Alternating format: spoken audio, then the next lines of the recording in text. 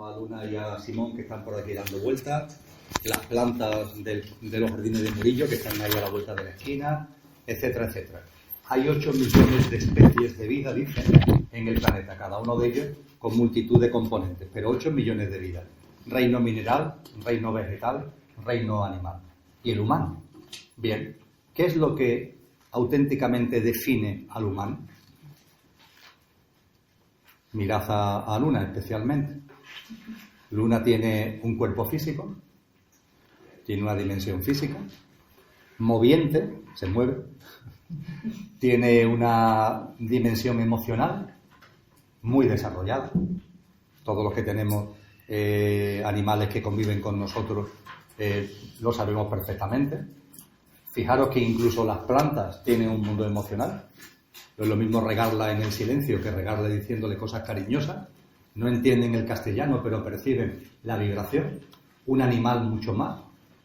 Como muy bien ya enseñó Leonardo da Vinci en sus escritos célebres sobre este tema, el animal tiene sistema nervioso exactamente igual que un hombre, que un ser humano, exactamente igual, con la misma capacidad de sentir placer y de sentir dolor. Con lo que desde el punto de vista emocional, esa no es nuestra diferenciación con el reino animal. Y en el ámbito mental también está en los animales. Se cree que también de alguna forma en el mundo vegetal. Me están llegando ahora ya informaciones de estudios científicos. No sé, a mí me llamó mucho la atención cuando lo leí, me quedé con la película, pero después han aparecido otras muchas informaciones sobre el tema del bosque de secoya de California. Esos 4.000 secoyas que cogen kilómetros y kilómetros, y los estudios que se están haciendo ponen de manifiesto la comunicación que hay entre ellos, que se comunican. Y que cuando, habida cuenta de que son tantos kilómetros, cuando hay unos secoyas que están más cerca de acuíferos y los otros, porque hay un proceso de sequía, no les llega el agua, estos de aquí absorben más agua de la que necesitan para pasársela por las raíces y que les llegue el agua a los que están a muchísimos kilómetros. Pero eso pone de manifiesto que ahí hay una inteligencia, por decirlo de alguna forma. No son seres amorfos, no. Ahí hay un mundo mental que... Por las raíces, se lo pasan por las raíces, ¿sí? Se lo transfieren por las raíces. ¿Sí? Y cuando se observa a Luna o cuando observáis a los peques que puedan convivir con nosotros, me refiero a los animales, el mundo mental está ahí. Claro que tienen un mundo mental. En unos animales están más desarrollados que otros, pero tienen mundo mental. Luna, que está desarrollando bastante el mundo mental, es además toda una lección para entender mejor al ser humano, porque es una fuente de preocupación. Simón, que todavía lo tiene menos desarrollado, vive una vida, entre comillas, más alegre. Pero Luna, que empieza a desarrollar su mundo mental, es maravilloso porque tiene estrategia, pero eso empieza a ser un problema. Porque ella está atenta a Simón. Simón le importa un bledo lo que haga Luna, pero Luna observa a Simón. Y como ella tiene determinados objetos de deseo, llámese un muñeco que le gusta, la pelota que le gusta, está permanentemente pendiente de que Simón no se vaya a acercar a lo que tiene y de pronto vemos que guarda las cosas bajo la cama. En fin, tiene un mundo mental, claro que lo tiene, ¿no? Incluso como fuente de preocupación, cosa que nos ocurre bastante a los humanos. Sí, está desarrollando las atracciones y repulsiones de una manera muy fuerte, y esto es lo que en principio hace que en una etapa inicial en el ser humano la conciencia se vuelva hacia afuera y vayamos acumulando experiencias. Las atracciones y repulsiones. Hace falta un sistema emocional y una mente. Y eso los animales lo tienen. Muchos de los, sobre todo los mamíferos. Y además van anticipando el futuro, con lo cual también empiezan a tener ansiedad. Y también piensan sobre el pasado, recuerdan, tienen memoria. Y esto va produciendo una serie de emociones más complejas que nos ayuda a entender cómo ha sido el proceso de evolución de la mente en el ser humano. Las personalidades de los animales son muy complejas. Iba a decir como diferencia, al humano del lenguaje, pero que ellos hablan también, que son iguales. Y se comunican aunque no hablen. Claro. Sí. Y hay las ballenas, los delfines, tienen sistemas muy complejos de comunicación que nosotros no conocemos todavía. Emite el sonido, los pájaros. Entonces, cuando recapacitamos y reflexionamos sobre de verdad lo que marca la diferencia, no lo encontramos en un nivel mental del mente concreto, Lo vemos, lo tenemos en la mente abstracta. Es esa capacidad de autoconsciencia que aporta la mente abstracta. El percibirte como algo que existe. Nosotros nos percibimos como algo que existimos. Y a partir de ahí, unos más y otros menos, hay gente que muy poco, la verdad, pero nos podemos hacer las grandes preguntas. Las grandes preguntas. ¿Quién soy? ¿El de dónde vengo? ¿A dónde voy? ¿Qué es la vida? ¿Qué es la muerte? ¿Hay vida después de la muerte? ¿Existe la divinidad? ¿Hay algo trascendente? ¿No lo hay? ¿Y el universo? ¿Cómo surge? Esa inmensidad que la ciencia nos enseña, ¿cómo aparece? ¿Cómo se despliega? ¿Cuál es el origen de la vida? ¿Cuál es la razón de la existencia? Todas las grandes cuestiones que se ha planteado la humanidad a través de la espiritualidad, a través de la filosofía, a través de la ciencia, para eso hace falta un nivel de mente, un nivel mental que no es el de la mente concreta. Es el que se ha denominado, el que se denomina actualmente por la psicología, la mente abstracta. Y esa es la auténtica, el elemento distintivo del humano. Cuando en sánscrito se habla de mente, se habla de manas. Y se habla de un manas inferior, lo que hoy llamamos mente concreta, y de un manas superior, lo que hoy llamamos mente abstracta. Y eso es el auténtico distintivo del ser humano, el tener una mente compleja. Y esa mente compleja con sus dos niveles. Y ese manas, inferior y superior, ese manas, fijaros que hablamos de que somos humanos. Todavía se mantiene la raíz sánscrita a pesar de los miles de años que tiene. Hablamos de la especie humana. ¿Por qué? Porque tiene manas. Y eso se ha mantenido curiosamente en muchos idiomas modernos. Como sabemos, durante mucho tiempo, hombre ha incluido a hombre y a mujer, ¿no? Se ha utilizado como sinónimo de ser humano. En inglés, hombre es man, M-A-N. Le falta la A para que diga mana. En alemán es igual, man terminado con doble N, M-A-N-N. También habla de mana. Ese es el elemento definitorio, que es lo que nos diferencia. El caso es que tenemos, por tanto, una mente maravillosa, con un nivel capacitado para lo concreto, para lo cotidiano, para lo de todos los días, para el sota, caballo y rey de nuestras actividades diarias, para desarrollar una actividad laboral, para poner el despertador y levantarnos a determinada hora, para volver a casa a comer, para desarrollar determinados hobbies, determinadas aficiones, para poder plasmar, bien sea en música, bien sea en pintura o lo que sea, nuestros dones. Se necesita la mente concreta para poder pintar un cuadro. Tu inspiración musical necesita la mente concreta para, a la hora de tocar el piano, para llevar una agenda, para organizarnos, para comunicarnos. Ahí está la mente concreta. Pero, ojo, tenemos también ese nivel de mente abstracta, fuente de autoconsciencia, capacidad de plantearnos y de intentar responder las grandes cuestiones de la vida y los temas trascendentes de lo cotidiano, lo que nos saca de lo particular y va de lo universal a lo particular, lo que nos ayuda a plantearnos esas grandes preguntas que yo antes formulaba y que está en la ciencia, la espiritualidad, la filosofía. Y la pregunta que nos tenemos que hacer es, ¿estamos usando la mente abstracta? ¿La estamos usando en nuestro día a día? La mente siempre la estamos utilizando, pero ¿estamos mirando utilizando la mente concreta o también utilizamos a veces la mente abstracta? La realidad es que cuando nos observamos a nosotros mismos y sin juicio de ningún tipo, sino con capacidad de análisis, observamos la realidad en la que estamos, podemos percibir que la mente concreta está en uso permanente y la mente abstracta está como olvidada. Como olvidada. Nosotros mismos seguro que hay días que nos levantamos y nos acostamos y hemos estado en modo mente concreta todo el tiempo. Y no le hemos dado oportunidad a la mente abstracta para que aparezca. En una conversación que tenga un poquito de enjundia, en la lectura de un libro, en la percepción de un vídeo, o en buscar huecos de encuentro con nosotros mismos, de silencio, de concentración. Ese tipo de cosas ayudan a desarrollar la mente abstracta, ¿no? Pero la verdad es que tenemos que hacer ese autorreconocimiento, ¿no? Que la mente abstracta la tenemos ahí, pero posiblemente todavía como especie al menos, no digo ya cada uno de nosotros, sino como humanos, todavía está ahí durmiente, no le estamos sacando el jugo que se merece. Posiblemente sea una de las asignaturas pendientes de la humanidad, sacarle a la mente abstracta todo el jugo que tiene. Ya veremos además ahora la importancia que eso tiene, más allá de la importancia per se, de la comprensión de la vida, de las cosas que llegan pero ahora veremos la importancia espiritual que tiene. Entre otras cosas, Emilio, porque el sistema está montado para que concretamente nos distraigamos y no nos dediquemos, no empleemos tiempo en eso, ¿no? Absolutamente. Que nos han criado para que no pensemos. Es facilísimo vivir la vida. Vosotros fijaros que, por ejemplo, la ciudad en la que estamos, insisto, esto es muy importante, aquí no hay juicio, es decir, intentamos hacer simplemente el análisis de lo que está ocurriendo. Hoy hace calor, no hace frío. Eso no es un juicio, es que hace calor. Fijaros que hay personas que viven la Navidad, por ejemplo, con todo lo que la Navidad conlleva.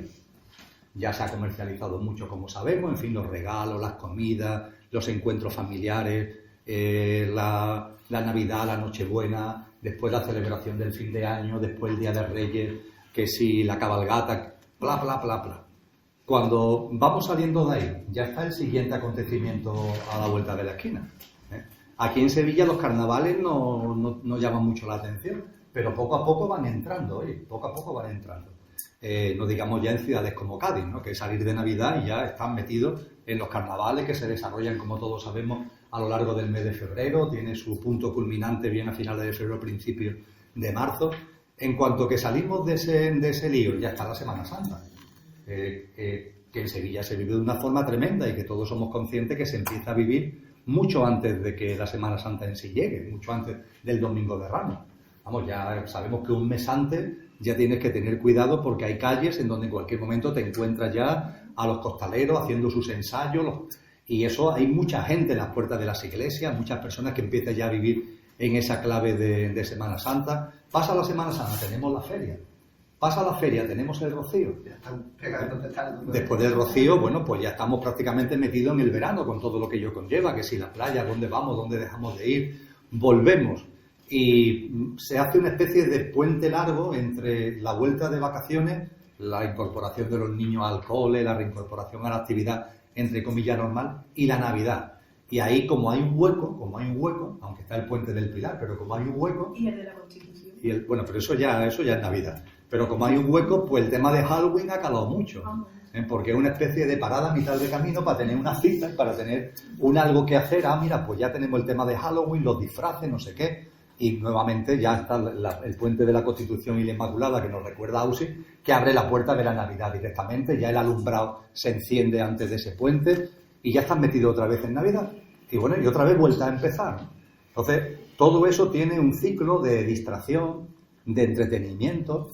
Oye, que muy bien, que cada cosa, todo tiene su sitio en la vida, pero tenemos que ser conscientes de que la capacidad que tiene el mundillo en el que estamos para tenernos pillados en ese entretenimiento es tremendo. Si eso le unimos la influencia, yo que sé, a los que les gusta el fútbol, no sé qué, ¡yum!, se te va el día.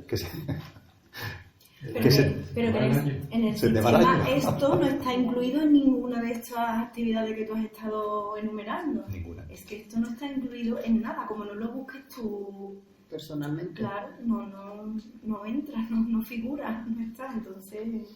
No sé, se había experimentado la facilidad con la que se queda. En el estudio aunque no esté bien planteado, pero el estudio de las matemáticas, de la física, necesariamente conlleva un desarrollo de la mente abstracta, aunque no esté bien planteado en la facultad, y al final lo que hace a la gente es más estudiar de memoria que aprender a pensar y sobrevivir, ¿no? Sacarlo como puedes. En derecho, desde luego, en el estudio del derecho debería ser fundamental, pero no es así. Nada más alejado del uso de la mente abstracta que los estudios de derecho. Aparte, en España, aunque haya excepciones, la asignatura de matemáticas, de la forma que la enseñan a los niños, es una asignatura que se les suele atravesar bastante, es de la que más rechazan, aunque haya excepciones, ¿no? Pero por lo general es una de las asignaturas que más trabajo cuesta, porque no la hacen de forma tampoco atractiva ni golosa. Hay una parte de las matemáticas, la aritmética, el cálculo, que es más la mente concreta.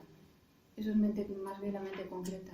Pero hay otra parte de las matemáticas, la facultad de ver los patrones, de ver las fórmulas, las relaciones entre las proporciones, que eso es puramente abstracta. Pero eso es... Y luego de hecho, en la enseñanza filosófica platónica, Platón era un gran maestro, un iniciado, decía muchos, un mahatma, un gran alma, en su academia, en sus estudios, las primeras fases, los primeros años, estudiaban matemáticas. Y Pitágoras, esto venía también de la tradición pitagórica. Y los que habían pasado esa primera fase le llamaban los matemáticos. Antes que ser filósofo tenías que ser matemático. Pitagórico. Era Pitágoras. Exacto. Y la metafísica y la filosofía sería la última fase de la enseñanza. Pero antes se les enseñaba a usar correctamente la mente concreta, con eficiencia, de manera que la mente concreta tiene muchísimas funcionalidades y es absolutamente necesaria usarla bien para que pueda además conectarse con Antakarana. Para que se pueda desarrollar Antakarana es necesario tener una mente concreta, tener una capacidad de pensar pensamientos lúcidos, pensamientos firmes, pensamientos que no se desvanecen y no se volatilizan con facilidad. La firmeza mental es necesaria. El mundo de los sentimientos, las relaciones, todo eso, ¿dónde lo sitúa? ¿En la mente concreta? Eso está relacionado con el vehículo astral, con el vehículo emocional, que lo hemos estudiado aquí en otros, hace unos meses lo estuvimos estudiando, y nosotros creemos que estaría relacionada con una parte del cerebro que es el cerebro límbico, se le llama, ¿no? La parte... Sí, está la más primitiva, que es el bulbo raquídeo, sería, que creemos que está relacionada con los instintos, pero los instintos no son las emociones. Hay una diferencia entre los instintos y las emociones más complejas. Y hablando de sentimientos tipo amor, sí, a eso lo incluimos dentro del rango de las emociones. Y la mente abstracta parece ser que está más relacionada con el hemisferio derecho, mientras que la mente concreta con el hemisferio izquierdo. Se dice que el hemisferio derecho tiene menos neuronas, el derecho, menos neuronas que el izquierdo, pero están más conectadas entre sí. Nuestro mundo emocional, cuando no tenemos desarrollado la mente abstracta, ahora lo vamos a ver, lo que marca la diferencia entre las dos formas de vivir es que expandamos, usemos y expandamos o no la mente abstracta. Cuando la mente abstracta se expande, por supuesto que seguimos teniendo mente concreta, no se va a desaparecer porque expandamos la mente abstracta, pero la mente concreta se pone al servicio de la mente abstracta, cosa que mientras que no desarrollemos la mente abstracta, la mente concreta es ella la que manda, es donde está el mando. El mundo emocional pasa lo mismo, mientras que no desarrollemos la mente abstracta, el mundo emocional tiene su propio desenvolvimiento que suele ser con tendencia egoica y egocéntrica muy fuerte. En la medida en que vamos ganando en autoconciencia y vamos desarrollando la mente abstracta, ese desarrollo de la mente abstracta, como ahora vamos a ver, debido a la apertura del punto de conexión, permite que tus emociones empiecen a tener una cualidad vibracional distinta. Tus pensamientos, tus emociones. Ahora vamos a ver el momento de cambio, Yo quiero de transformación. A los dos una pregunta que hace mucho tiempo que me viene rondando relacionada con estos temas, y es si conocéis las traducciones de Zacarías Tichy y otros referentes a la manipulación genética en la raza humana, que se remonta a miles de años, que la hicieron de cromañones parece ser, para hacerlos trabajar, hacerlos más inteligentes para explotarlos. ¿Qué pensáis de eso? Y si es antes de la Atlántida o es entre la Atlántida y esta raza. ¿En qué raza? ¿Cuándo se produce eso, si es que se produce? Lo que sí hay una referencia en la doctrina secreta que nosotros estudiamos, que contiene pasajes, un libro muy antiguo, que se dice que es el libro de Xi'an, que viene de la época de la Atlántida, y fueron traducidos al inglés en la doctrina secreta. Estos pasajes son como sutras, muy simbólicos, pero en la parte que hace referencia a la historia de la humanidad, sí hay una época anterior a la Atlántida en la que se habla de los sin mente. Se hace referencia a seres humanos sin mente. Todavía no sabía la mente, como si el vehículo físico, que tiene un ritmo de evolución y fue muy complejo, no fue solo... Nosotros no creemos que exactamente fuese a través de manipulaciones genéticas. Ya. No creemos en pensamos en nuestra reflexión, nuestro estudio. No tenemos ninguna certeza de nada. Que no fue a través de manipulaciones genéticas, sino hay el proceso de evolución de la materia y de los vehículos, de los cuerpos físicos asociados al planeta, tienen un ritmo de evolución que no puede ser, que tiene que ir acompasado con la evolución del propio planeta. Ya. Hay un plan.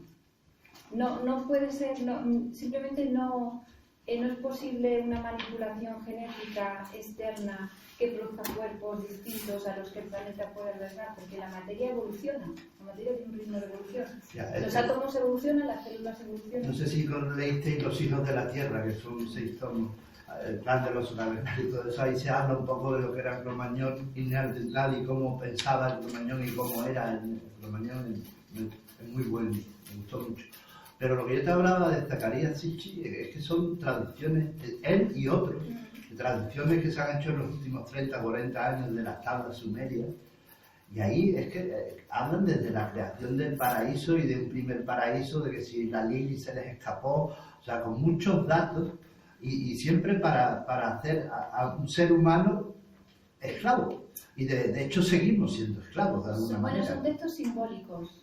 Son textos simbólicos que tienen mitología, contienen una mitología que es simbólica. Sí, de hecho las traducciones de Zacarías Sitchin se han cuestionado bastante cómo las ha hecho, pero es que posteriormente ha habido otros que han traducido. Pero la palabra genética no creo yo que se pudiera traducir en sumerio. Ya. A lo mejor manipulación o intervención. Sí. Debe haber un concepto como intervención en la evolución de los cuerpos, pero sí, pero de ahí a sacar manipulación genética, eso ya es... De hecho, hablaban de que lo que era el paraíso y Adán y Eva eran seres manipulados genéticamente dentro de... Genéticamente no creo. Ahí, ya que estamos en un contexto de estudio de la constitución sextenaria, no debemos olvidar que el cuerpo físico denso es la plasmación material del cuerpo físico etérico. Eso no olvidarlo, porque eso es clave. Nosotros, incluso, no digamos ya si no tienen ni idea de esto, pero incluso sabiéndolo, solemos orientar nuestra mirada al cuerpo físico denso. Pero ojo, el cuerpo físico denso es la plasmación del cuerpo etérico. Cuando encarnamos, cuando volvemos a encarnar, nuestro cuerpo causal, con nuestra alma individual, se proyecta para volver a encarnar. Pero encarnamos en un cuerpo etérico que toma forma física. No se nos olvide. Encarnamos en un cuerpo etérico que toma forma física. Porque encarnamos, perdona, justo en la concepción. Sí, el descargue álmico empieza en el momento de la concepción, continúa, pero comienza en el momento de la concepción. Cuando la mamá en su vientre, una vez que se produce la fecundación y el cigoto empieza a reproducirse, os recuerdo que durante un tiempo lo que se hace en el vientre de la mamá es producir células madre. Es un productor de células madre. Las células se van acumulando de manera amorfa, pero hay un momento de la gestación, donde esas células X empiezan a colocarse. Y empiezan a colocarse siempre por el mismo orden, conforme un mismo patrón, conforme una misma pauta. ¿Por qué? Porque ahí hay un patrón energético. Finalmente, ya cuando somos adultos, no nos damos cuenta, si no deberíamos dar cuenta, en fin. Pero la mayoría de las personas no se dan cuenta de que tenemos un componente etérico sobre el que está plasmado el físico. Lo que hacéis Reiki, ¿qué hacéis? ¿Sobre qué cuerpo actuáis? Sobre etérico. Los que realizan acupuntura, es verdad que pinchan en el físico denso, pero para tocar puntos energéticos. Cuando se habla de chakra, ¿de qué estamos hablando? De las conexiones del etérico con el físico. Todo esto lo recuerdo porque cuando hablamos de manipulación genética, de formas de vida, humanidades o extraterrestres, que no se nos olvide que hay un etérico. Y ese etérico es energético. Y ese etérico energético tiene que ser compatible con el ente planetario. Es decir, no es posible que haya un energético etérico que no sea del ámbito planetario. Es que no es posible. Con lo que cuando se habla de que han venido seres de otros mundos. Me quedo con lo de los seres oscuros. Cuando se habla de que vienen seres de otros mundos, bien, físicamente nosotros podemos ir a Saturno, pero ese no es nuestro ente planetario. Es decir, el ámbito energético del ser vivo que está en Saturno, que es un ente planetario, igual que aquí está Gaia, le llamamos Gaia, eso tiene unas connotaciones energéticas que cuando nosotros salimos de este ser vivo y nos vamos a Saturno, ese no es nuestro ser vivo. Energéticamente tiene unas cualidades y unas características distintas. ¿Podemos ir a Saturno? Sí. A lo mejor algún día llega el ser humano a Saturno. ¿Seres, si los hay de Saturno, pueden venir a la Tierra? Pues en principio sí. Ahora, ¿pueden reproducirse en la Tierra? Pues no. No, sí se sabe porque está descrito en los textos sagrados. Es decir, cuando dos seres, cuando un ser de otro planeta viene a esta, no puede tener concepción con un ente de este planeta. Es incompatible. Es decir, lo que nos han contado acerca de que vinieron dioses y se... Pero ojo, voy a eso. Cuando se nos habla de que vienen dioses o ángeles y, como empieza el Génesis, ¿no? Y habla de que se juntan con las hembras, lo que se nos narra en todos los textos que abordan esto es que después de un proceso inmenso, es decir, es como si vinieran, permitirme la broma, dos extraterrestres y empiezan a relacionarse entre ellos y a tener hijos en la Tierra. Macho y hembra alienígena tienen hijos en la Tierra. Siguen siendo alienígenas, puesto que sus padres son alienígenas. Pero en la conformación de ese hijo ya empieza a haber una influencia del cuerpo energético de la Tierra. Tienen una genética alienígena de los padres, pero ese ser que aparece ya aparece en el ámbito energético del ente planetario Tierra. Y se necesitan X...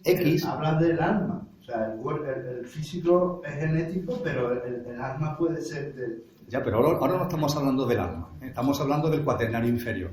Estamos hablando de... Entonces se habla de que históricamente ha habido una élite, por decirlo de alguna forma, que se han juntado entre ellos. Porque juntarse entre ellos era la forma de ir dando formas de vida que etéricamente tuvieran cada vez más características planetarias, hasta que por fin ya surge una forma de vida que sí se puede mezclar con la forma de vida planetaria. A partir de ahí, si un extraterrestre me manipula a mí genéticamente, vamos a suponer que me manipula a mí genéticamente, me hace aquí algo en el cerebro para que piense de otra forma, para que trabaje más, o lo que sea, eso no va a pasar a mis hijos.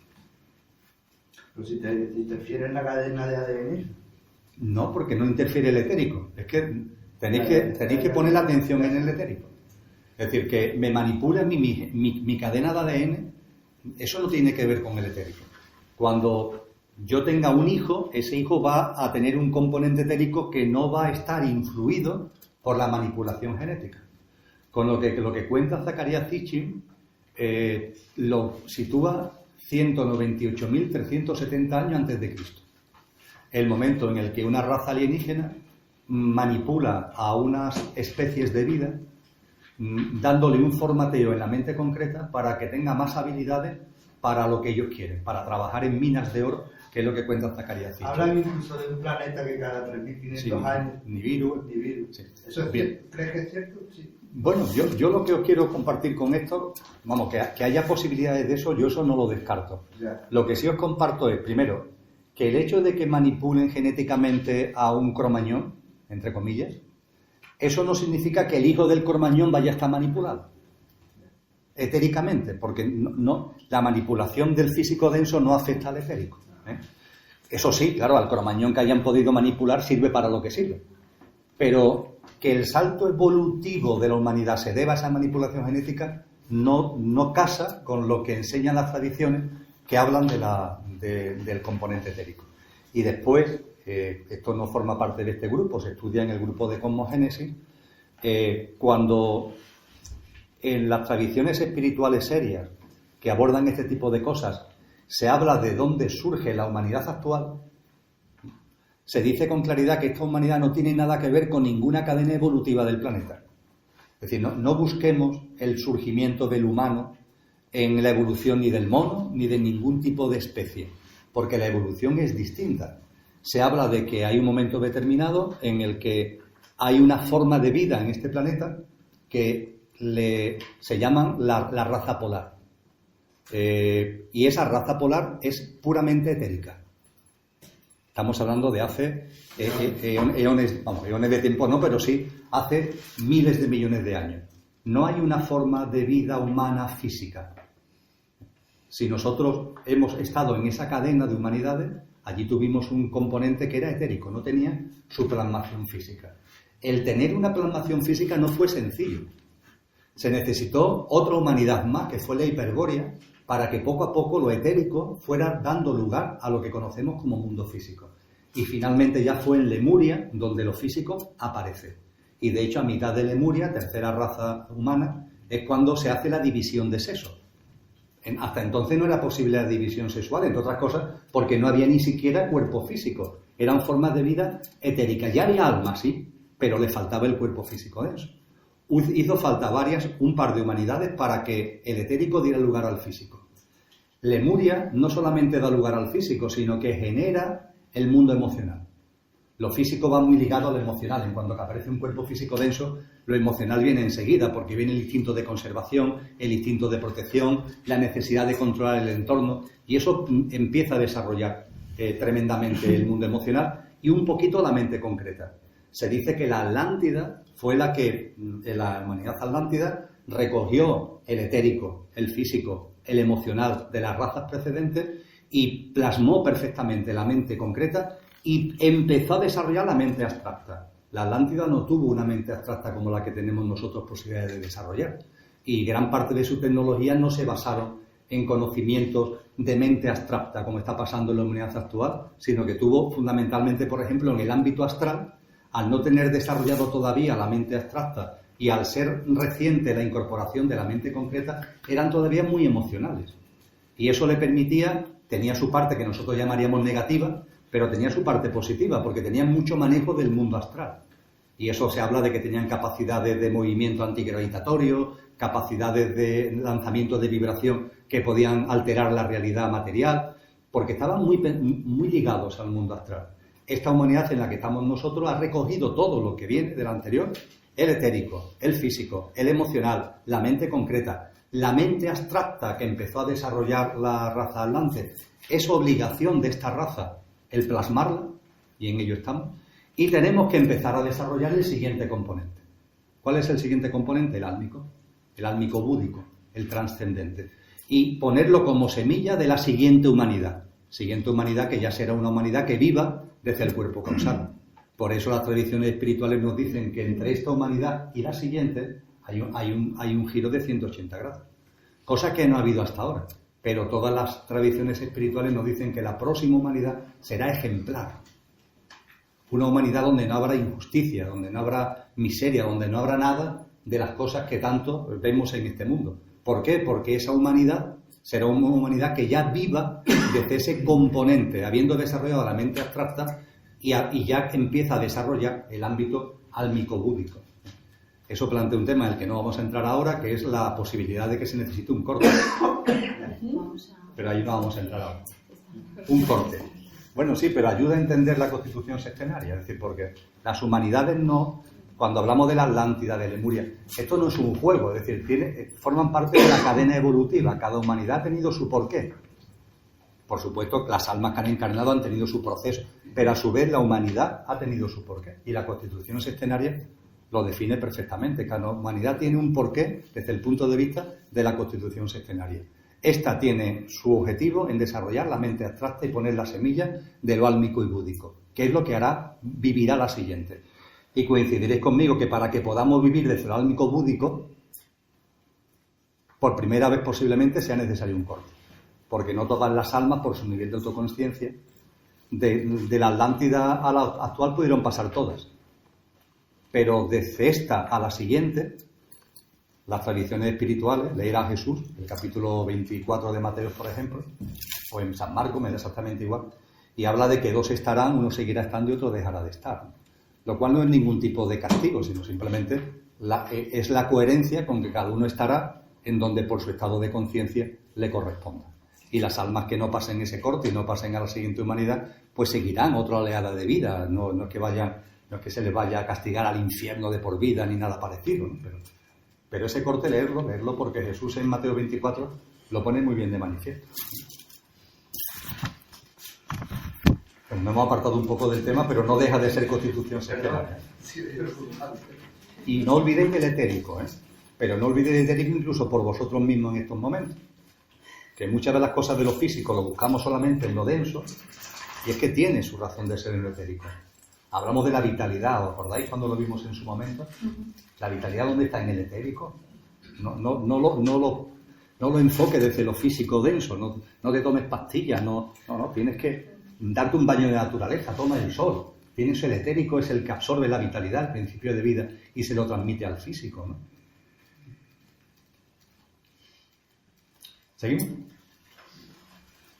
Muy bien, pues muchas gracias por el tema que has planteado. Lo que es importante es tener en cuenta que los vehículos, o sea, lo que estamos estudiando en la Constitución Septenaria, está absolutamente ligada a la Constitución Septenaria de este planeta. Si estamos aquí físicamente y tenemos un doble etérico y tenemos un astral y un mental, y el mental superior, que es el asiento, el vehículo o la envoltura de eso que llamamos alma, tiene necesariamente que estar ligado al planeta. Si el planeta tiene un cuerpo etérico y tiene un astral y tiene su contraparte, sus dos niveles mentales, nuestra constitución septenaria necesariamente está ligada a la de este planeta donde estamos evolucionando desde hace eones. Hay teorías por ahí que formulan hipótesis muy fantasiosas, las que dicen que somos como viajeros álmicos, ahora estamos en la Tierra, luego iremos a Sirio, luego venimos de las Pléyades, vamos como dando saltos, o que podemos estar en muchos planetas o muchos sistemas a la vez.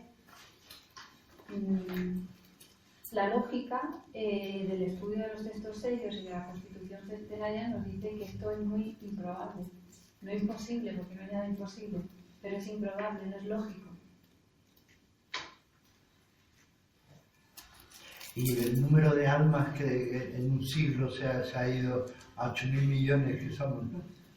Estaban aquí desde... Se han ido... Estaban las lechugas, en los gatos. Bueno, nosotros no estamos viendo aquí el proceso de individualización álmica. Esto que llamamos alma no viene de la nada, ni mucho menos cuando la teología cristiana plantea del nacimiento, que con cada nacimiento de un ser humano hay un nuevo alma, es absolutamente absurdo. Aparte que no tiene una base ni filosófica ni teológica, el verdadero cristianismo no planteaba eso. Siempre se planteó en el verdadero cristianismo la transmigración de las almas y la evolución. Eso fue una manipulación posterior, además que es absurda. Aún así, aunque se acepte la teoría de la transmigración de las almas y de la evolución álmica, hay un número limitado de almas que tuvieron entrada hasta la mitad, entrada en el sentido de individualización. ¿De dónde procede el alma? No lo estamos viendo aquí, pero bueno, podemos dar un pequeño apunte en relación con lo que mencionaba Emilio sobre la evolución de las humanidades.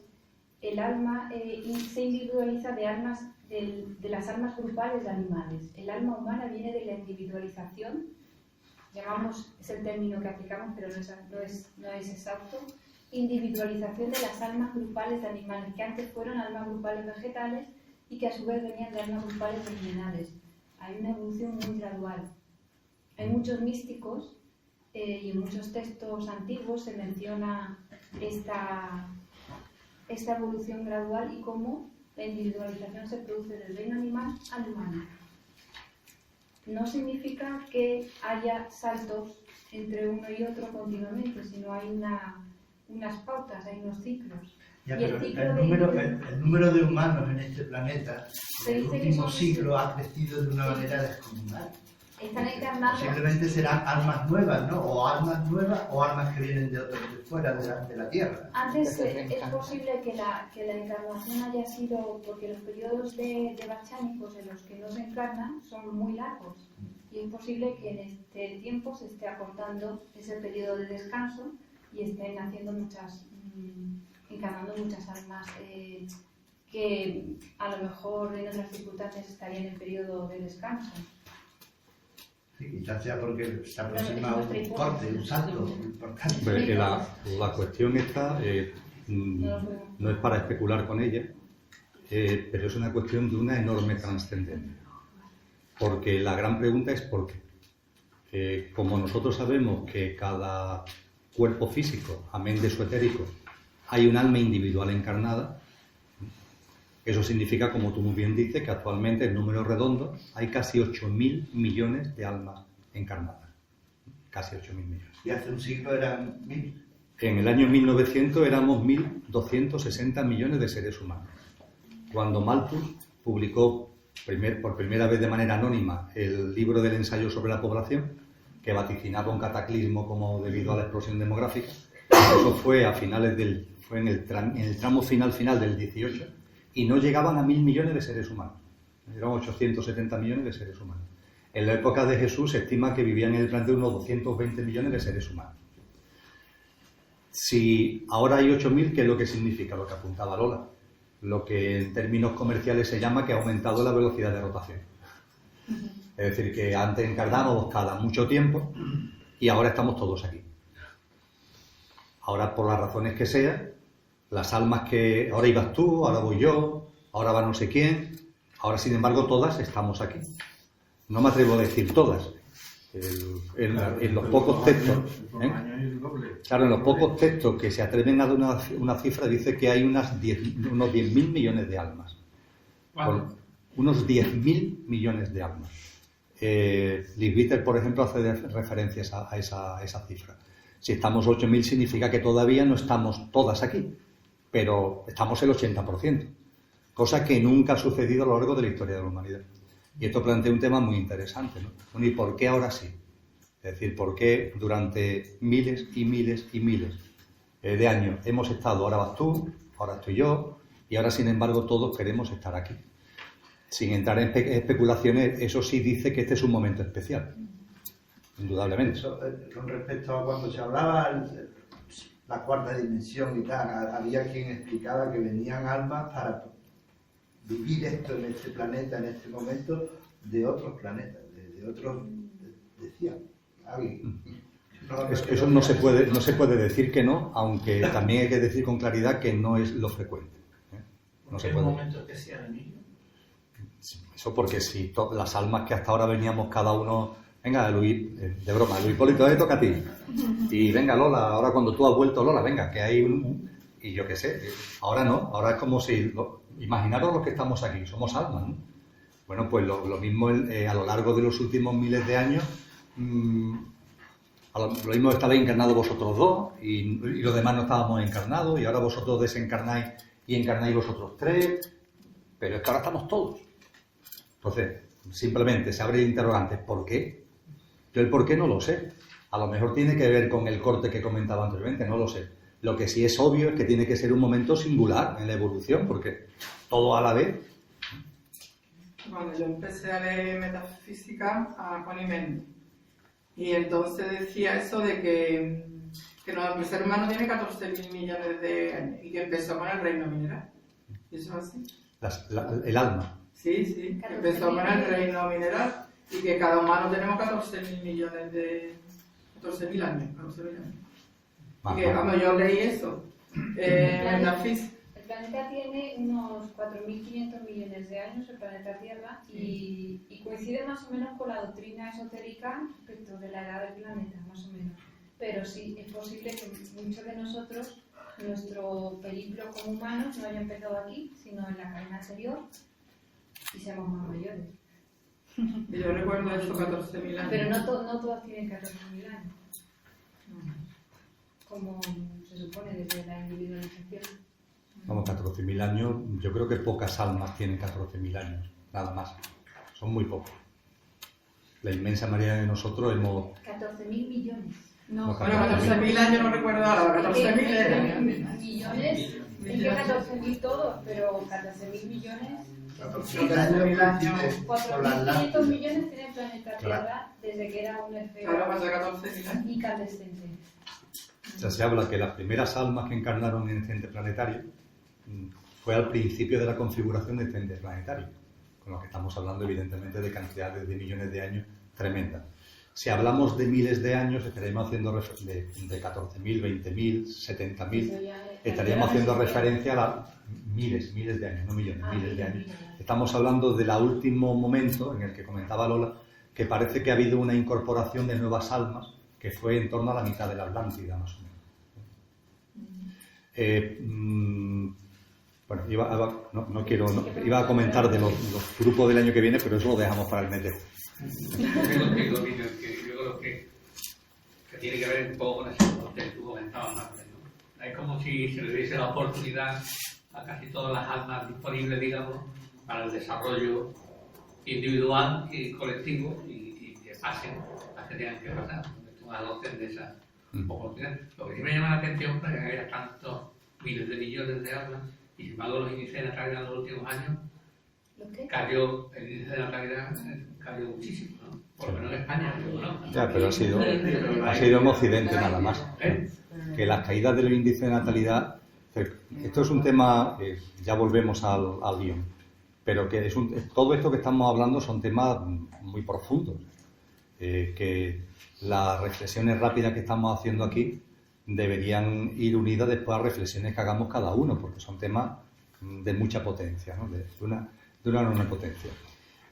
Cuando científicamente se intenta explicar que una especie se reproduce mucho, es muy sencillo, es la abundancia de recursos. En un laboratorio tenemos un grupo de ratones, si le damos mucha comida se reproducen mucho. Si le quitamos alimentos se reproducen menos. Pero aquí es al revés, Emilio. A eso voy.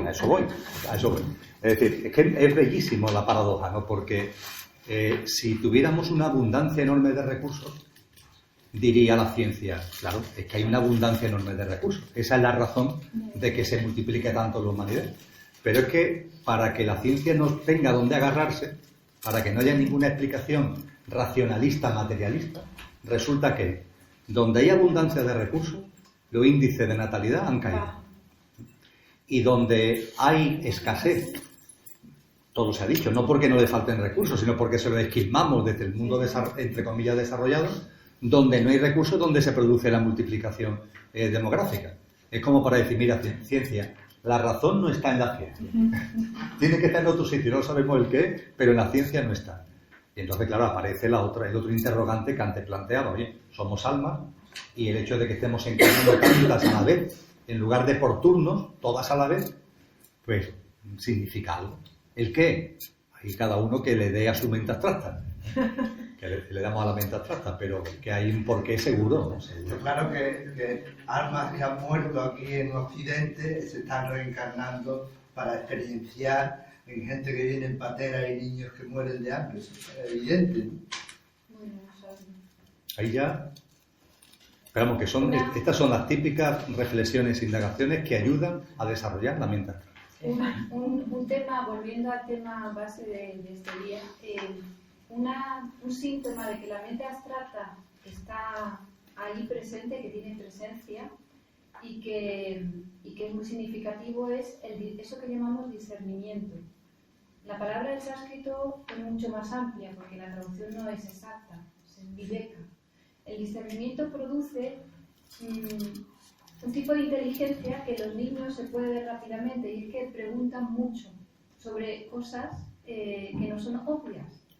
Y ya desde la época, desde la adolescencia más o menos, se plantean cuestiones trascendentes que le lleva a incluso una melancolía, una tristeza, una especie como de decepción ante el mundo que están viendo y sus ideales.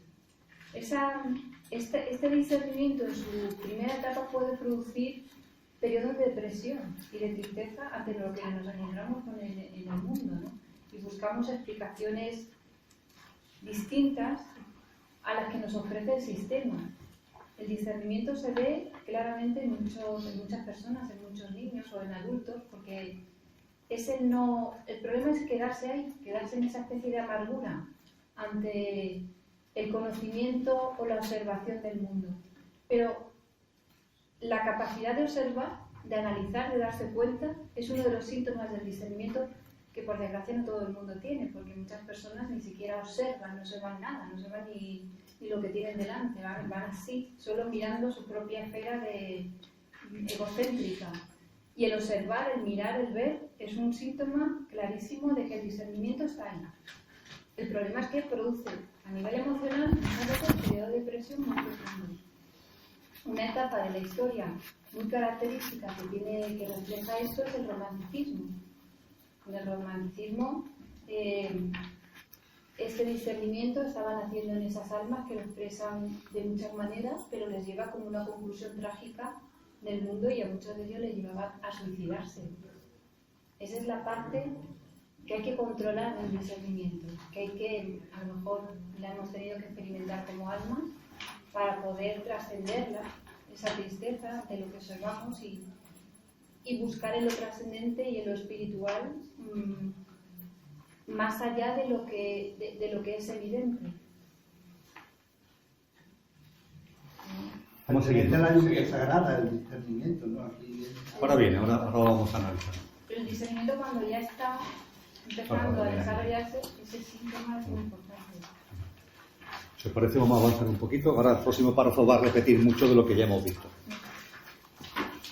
Es sencillo que podamos percibir en nuestra vida la presencia de estos dos niveles. La mente concreta, que como hemos visto constituye el aspecto mental del cuaternario inferior, es la que nos permite manejarnos en lo cotidiano, en el día a día. Es la mente tridimensional que algunos psicólogos dicen que está ubicada en el hemisferio izquierdo del cerebro. La otra, la mente abstracta, dicen que está ubicada en el hemisferio derecho y está enfocada en otras cuestiones de índole trascendente. Como se insistió en capítulos precedentes, la mente concreta, aun cuando es un magnífico ordenador de última generación, no era apropiada para 4 funciones que en realidad son una sola: comprender, entender, ver y vivir la vida. La que sí está preparada para abordar este enfoque es la mente abstracta. Contrariamente a la mente concreta, la mente abstracta no se fija en lo particular, se fija en lo general, para después llegar a lo particular, con el fin de que podamos actuar con mayor capacidad, con mayor conocimiento, con mayor discernimiento sobre lo concreto. En el caso de la inmensa mayoría de la gente, la presencia o el protagonismo de la mente concreta es enorme. La tienen activa el 90%, el 95%, el 99%, el 99,99% o incluso el 100% del tiempo de vigilia. En efecto, la mayoría de personas dan muy poca importancia a las cuestiones trascendentes en su día a día. Una mente abstracta desarrollada posibilita la conexión con nuestra parte eterna y por eso conviene potenciarla. Con este fin, debemos reducir el porcentaje de tiempo que dedicamos a los asuntos de la mente concreta y aumentar el que dedicamos a los asuntos de la mente abstracta. Esto no ha sido sino una especie de vuelta a lo que ya hemos hablado. Vámonos ahora a ese punto central que es Antakarana. Antakarana. Mucha gente me pregunta cómo puede conectar con su ser interior. La pregunta en sí es absurda, porque ¿qué sentido tiene que uno quiera conectar con lo que ya es? Lo que demuestra esta pregunta es que la persona está hablando identificada con el coche y quiere conectar con el conductor que verdaderamente es. Pero, ¿cuándo se ha visto que un coche, un automóvil, conecte con el conductor? Siempre ocurre lo contrario. Es el conductor el que entra en el vehículo, se sienta y lo pone en marcha. Para ello, hace uso de la llave de contacto. Este es el instrumento de conexión. El coche cuaternario inferior tiene que estar en la mejor forma posible y a ello hemos dedicado capítulos anteriores. Pero para que lo que realmente eres tome el mando consciente del coche, tienes que sentarte en el asiento del piloto y darle a la llave de contacto. Resulta, sin embargo, que la llave de contacto o punto de conexión está en embrión en la mayoría de los seres humanos, con lo cual no hay manera de que el yo superior tome el mando de la vida de las personas. En sánscrito existe una palabra para designar el punto de conexión al que estoy haciendo referencia: Antakarana. Algunos textos muy anteriores a Jesús de Nazaret nos dicen que Antacarana es como un punto que está cerrado y que lo que tenemos que hacer es abrirlo como si fuera un cáliz para posibilitar que lo que realmente somos, nuestro yo superior, se desparrame hacia nuestro yo inferior. En otras palabras, el punto de conexión debe abrirse, expandirse, desarrollarse. Fíjate que en la metáfora que hemos desarrollado, el punto de contacto está en el coche, por más que sea el conductor el que deba darle a la llave. Y efectivamente, Antacarana es una parte del manas inferior o cuerpo mental. Ahora bien, encontrándose ahí, permanece ajeno a las operaciones de la mente concreta. Se conserva puro y está vinculado con el aspecto mental superior. Constituye una especie de puente entre ambos niveles. Antacarana solo se halla activo y funciona de puente en esos momentos en los que el manas inferior aspira a unirse con el manas superior. Y todo el destino de la encarnación de un ser humano depende de si la activación de Antacarana se produce o no, y de si es lo bastante potente como para sacarlo del influjo y el peso de Kama Manas. Kama Manas, recuerdo que es lo emocionalmente concreta, ¿no? Lo emocionalmente concreta, es el mundo denso. Al inicio del ciclo de reencarnaciones en el plano humano, la atracción hacia Kamas es muy fuerte y la inteligencia manásica solo está al servicio de la satisfacción de los deseos del cuaternario perecedero. Con el devenir en la cadena de vidas y por las experiencias desarrolladas, la consciencia comienza a desenvolverse. Lo trascendente y espiritual va tomando cuerpo en la vida de la persona. Se avanza en la construcción y activación de Antacarana, la influencia de lo superior, el alma humana. En los principios y vehículos inferiores se hace cada vez más patente y, finalmente, Manas extiende su consciencia hacia Buddhi. Cuando el Manas inferior se une al superior, estamos ante una persona sabia y virtuosa. Y, como se verá más adelante, cuando Manas se une a Buddhi, la consciencia experimenta una transformación y se torna divina. Pero nada de esto es posible si no se potencia Antacarana. Este es el factor que permitirá que las cualidades álmicas vayan teniendo cada vez mayor presencia y protagonismo en la vida de la persona. Y Antacarana se desarrolla por medio de la orientación de la mente hacia todos aquellos temas que van más allá de los aspectos materiales del día a día y tienen que ver con las grandes cuestiones de la existencia, desde una perspectiva espiritual, filosófica o científica. En definitiva, Antacarana se desarrolla por medio del cultivo de la mente abstracta. Volvemos al ejemplo del edificio. Tenemos el edificio y el ovni. El ovni aterrizado sobre la mente abstracta. Obviamente, entre la azotea del edificio y la planta más alta del edificio, que es en este caso sería la mente concreta, tiene que haber un punto de conexión. Un techo, hay un punto de conexión. El punto de conexión entre la mente abstracta y la mente concreta es a su vez el punto de conexión entre el yo superior y el cuaternario inferior. El punto de conexión entre la mente abstracta y la mente concreta es el punto de conexión entre el conductor y el coche. Si ese punto de conexión no se desarrolla, el yo superior no puede aparecer en la vida de la persona porque no tiene por dónde, dicho coloquialmente. Ese punto de conexión es Antacarana. La pregunta, bueno, ¿y si ese punto de conexión lo tenemos todos los seres humanos? Hay algunos que dicen que desde el punto de vista fisiológico es un juego que hay entre la glándula pineal y la glándula pituitaria, es por donde se sitúa ese Antacarana.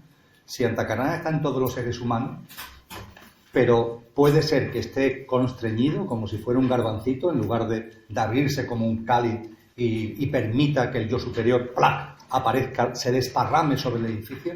¿Cómo conseguimos abrir Antacarana? ¿Cómo conseguimos desarrollar ese canal? ¿Cómo conseguimos expandir ese puente? Pues la única forma es expandiendo la mente abstracta. Es decir, cuando expandimos la mente abstracta, ese punto de conexión entre la abstracta y la concreta se abre. Expandiendo la mente abstracta, ese tirón que se hace de la mente abstracta hace que ese punto de conexión también se abra. Verlo gráficamente. Mente abstracta, mente inferior, punto de conexión. El punto de conexión está ahí pequeñito, sin abrirse. ¿Cómo conseguimos abrirlo? Abriendo, expandiendo la mente abstracta. De ahí la importancia de la expansión de la mente abstracta. El expandir la mente abstracta no es un tema de un deseo intelectual, porque nos permita de esa manera, tener más conocimiento. Que es verdad que eso lo posibilita. Pero realmente la enjundia en consciencia y espiritualidad de la expansión de la mente abstracta está que al expandir la mente abstracta abres y desarrollas Antakarana. Y al abrir y desarrollar Antakarana estás abriendo la puerta, el punto de conexión para que tu yo superior aparezca en escena. Ahora un poquito más adelante se habla metafóricamente de la lluvia. Tu yo superior empieza a llover. El ovni, dicho de broma, empieza a llover sobre el edificio. Y el edificio empieza a empaparse de esas cualidades que son las verdaderamente nuestras, pero que mientras que hemos estado identificados con el coche, identificados con el edificio, y ahí dándole vuelta a lo emocionalmente concreta, lo kamamanas al que se ha hecho referencia, mente concreta, emocionalmente concreta, no estamos viviendo la vida. Estamos viviendo una vida realmente que no es la nuestra la del yo superior. Estamos aferrados a lo perecedero, aferrados a lo material. Eso no somos nosotros. Nosotros aparecemos en escena cuando Antakarana se abre. Antakarana se abre cuando se desarrolla y se expande la mente abstracta. Emilio ha mencionado la pituitaria y la pineal como posibles puntos de conexión. Bueno, que es posible que haya algún efecto reflejo entre los dos niveles de la mente y esas dos glándulas que están relacionadas con los chakras. Pero aquí es importante hacer una puntualización, porque es cierto que hay muchos movimientos hoy día en el mundo de la espiritualidad, de la pseudoespiritualidad, en los que se incita a la gente a abrir canales, abrir la pituitaria o activar chakras, abrir la pineal o conectar no sé qué mediante rituales, mediante tantrismo y fórmulas mágicas, ¿no?, que nos pueden ayudar a hacer esto saltándonos lo que es el proceso natural. Ya estudiamos aquí en su momento lo que era el astral y lo que era el psiquismo y los recursos del psiquismo. Este tipo de activaciones, de chakras, es que le llaman de todo tipo. Y es posible que por ahí también haya algo que sea una activación de Antakarana que también sea mediante rituales o mediante fórmulas o mantras o mediante Kundalini, también está metido en el saco. Activación de Kundalini, activación de chakras, apertura de chakras. Se le da muchos nombres. Pero esto en realidad, si tiene algún efecto, tiene un efecto sobre el psiquismo. Y lo dicen los textos serios, está incluso en los Yoga Sutras, que tienen miles de años. El psiquismo es algo que no tiene nada que ver con el progreso y el desarrollo espiritual. Y esto es algo que tenemos que tener bastante claro, porque hay muchísima confusión hoy día. El psiquismo es abrir puertas antes de que esas puertas que de una manera natural permanecen cerradas y que tienen que estar cerradas, es abrirlas de manera prematura. Y lo que produce es un debilitamiento en nuestras barreras naturales de protección contra el astral. El astral es un mundo peligroso en el que hay muchos entes que pueden influenciar sobre nosotros de manera muy negativa y pueden producir psiquismo. Psiquismo es daños psíquicos que además no son fáciles de corregir. En la época de la Atlántida parece ser que hubo un abuso de todos estos rituales. Aquí se incluyen incluso muchas prácticas que hoy día se llaman chamanismo, como tomar drogas para tener visiones, las drogas que producen psiquismo. La hierba esta de la ayahuasca que toman. Todas las drogas que producen psiquismo producen daños no solamente a nivel físico, sino a nivel etérico. Y el etérico es lo que se transmite de vida en vida, no el etérico. Y hubo un gran abuso en la época de la Atlántida. Por eso también la Atlántida se dice que en su ciclo natural, que hubiese acabado de una manera natural, se acortó. porque el daño estaba siendo excesivo, en la última fase, porque fueron millones de años. Y es posible que haya muchas almas que tengan esta especie de inclinación hacia este tipo de prácticas y la incluyen dentro del lazo de la espiritualidad, cuando eso no tiene nada que ver con el desarrollo de la espiritualidad. La espiritualidad requiere un trabajo que va en la otra dirección, completamente distinta. En todos los textos se dice que estas prácticas, bueno, nos pueden entretener y nos pueden perjudicar. Pero hay una cosa, cuando la Atlántida desaparece, algunos quedarán para continuar esta humanidad. No es que haya una humanidad nueva traída. En la Atlántida había más gente en el Cuando mundo. desapareció, claro, sí, y hubo muchos que sobrevivieron, claro. Y de ahí provenimos, ¿no?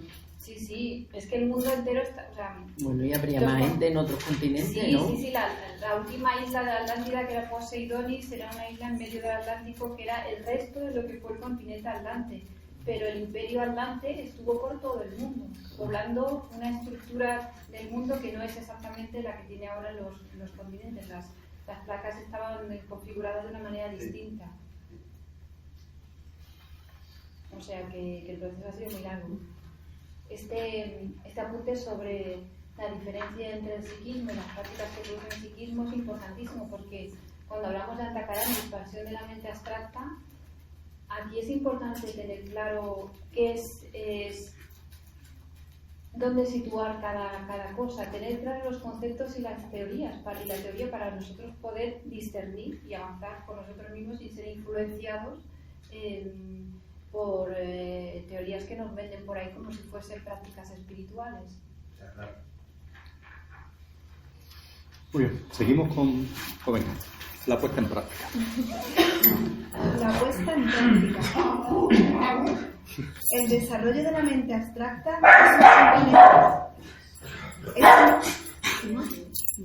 es un componente fundamental dentro del objetivo que es el conocimiento de uno mismo y requiere dedicación.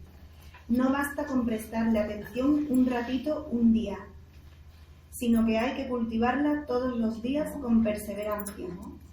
Tenemos varias maneras de relacionarnos con las grandes preguntas a las que hacía mención. Podemos hacerlo por medio de leer libros, ver documentales o asistir a talleres o charlas que aborden esas temáticas.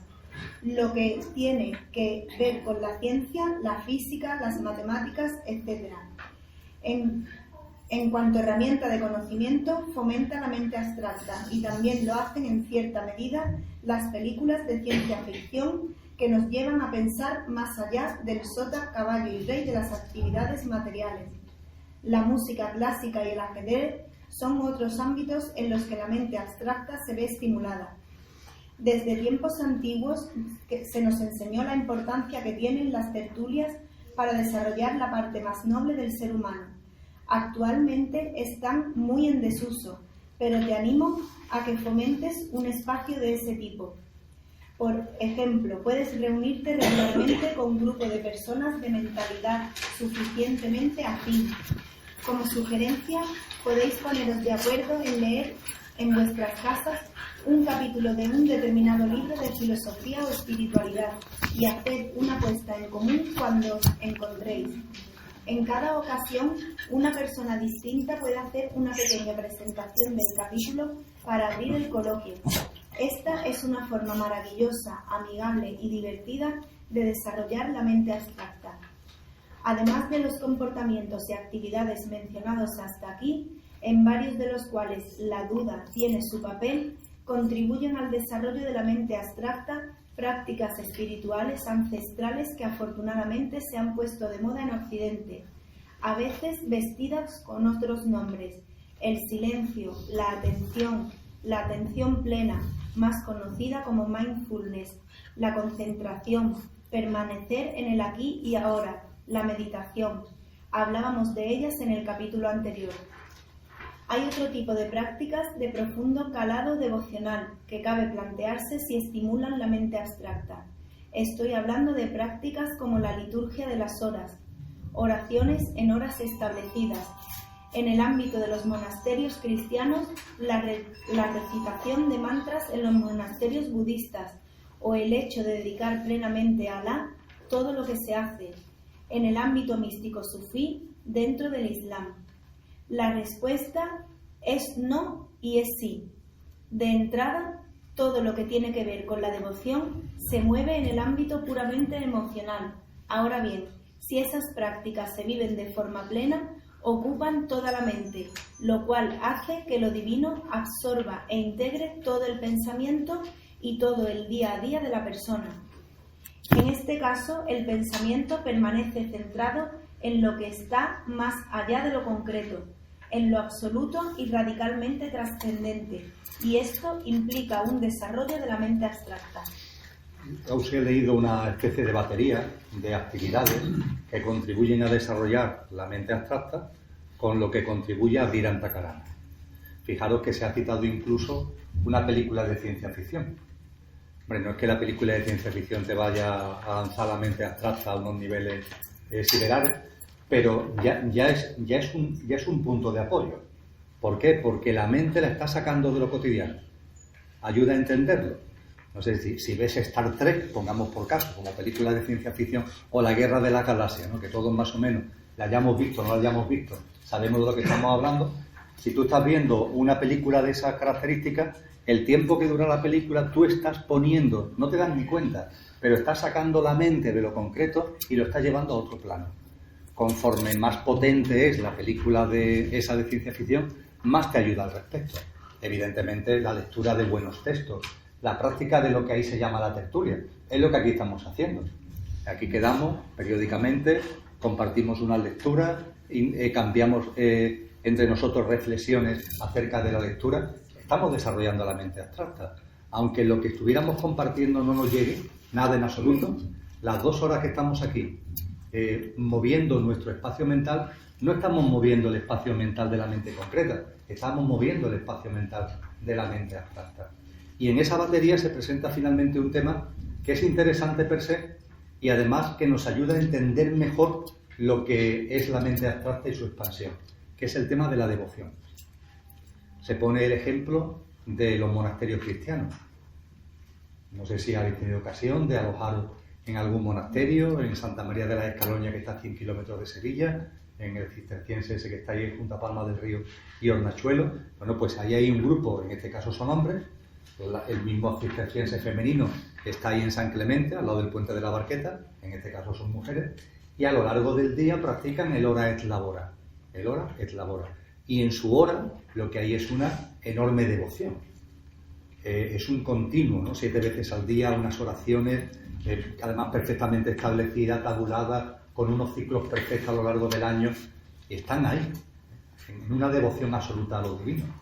En el ámbito budista, en el ámbito oriental, se hace lo mismo en los monasterios tibetanos. En este caso, fundamentalmente a través de la recitación de mantras, ¿no? Con una percepción de la divinidad más abstracta posiblemente, pero el telón de fondo es muy parecido. En el ámbito del Islam, en el mundo sufí, la devoción es tremendo. Los que estudiáis yoga, sabéis, lo estudiamos en uno de los grupos que tenemos aquí, hay una modalidad, un tipo de yoga que es el Bhakti Yoga, que es precisamente el yoga de la devoción. Entonces te dice, ¿esto ayuda a desarrollar la mente abstracta? Te dice, pues sí, y pues no. Pues no. Bueno, pues porque eso es emocional. ¿Qué es lo que te está moviendo ahí? Una emoción. Esa emoción hacia Allah, esa emoción hacia lo divino, esa emoción, es emocional. Pero ojo, siendo emocional, que es verdad que es emocional, evidentemente, que cualquiera de nosotros lo podemos practicar cuando en nuestra casa realizamos un rezo, ahí lo que se está moviendo es una emoción. Pero en la medida en que a la vez tu espacio mental lo estás llevando a un plano que no es lo concreto, lo estás llevando al plano de lo divino.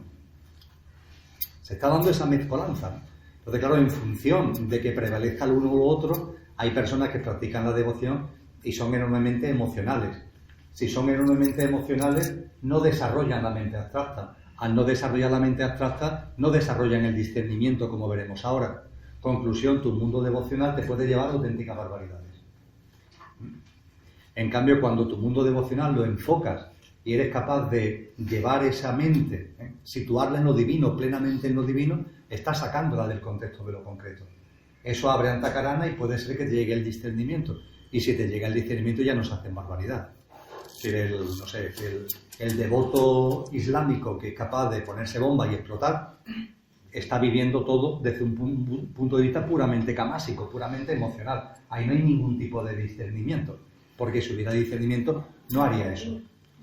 Puede ser que otra misma persona realizando una práctica devocional en el ámbito islámico, en el ámbito cristiano, sí tenga esa capacidad de desarrollar la mente abstracta. Si vais a conventos y a monasterios cristianos podréis ver que hay monjes y monjas más emocionales y otros que son más contemplativos y han llevado esa actividad devocional a un plano, vamos a llamarle, más alto, ¿no? Es interesante para percibir lo que es el mundo abstracto, de la mente abstracta. Hay personas que ligan lo emocional al servicio, al puro servicio. Y esto sí hace que lo emocional tenga una plasmación, una coherencia, y que no se quede tanto en lo camásico. Porque Jesús decía en los evangelios, la fe sin obras es una fe vacía. No basta solo con alabar y con adorar a Dios, diciéndolo y luego que tus obras no hablen de tu devoción. Si no hay coherencia en la vida, si no hay una transformación en lo cotidiano, esa devoción no sirve para nada, lo dicen los evangelios y lo dicen todas las tradiciones verdaderas. Esa emoción devocional no puede ser solo estar rezando y que luego tu día a día no tenga nada que ver con la devoción, con la asimilación de lo espiritual en tu vida.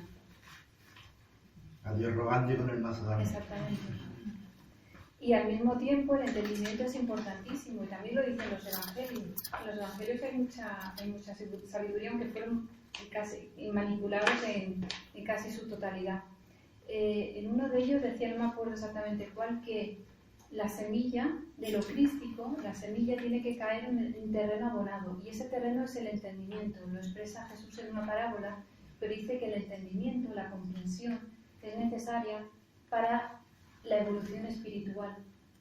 Si no, es como la semilla que se arroja en un terreno que es baldío. Si no hay entendimiento, si no hay la mente abstracta, entonces te puedes dejar. Las personas que están en lo devocional emocional son muy manipulables. Viene alguien y les dice el mensaje de Cristo o el mensaje de Alá es que matar al enemigo, o es la violencia, y van y se lo creen, porque el entendimiento no se ha desarrollado, la comprensión, sabiduría no se ha desarrollado.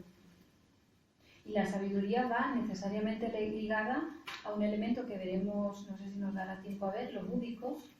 Lo búdico es la compasión hacia todas las formas de vida.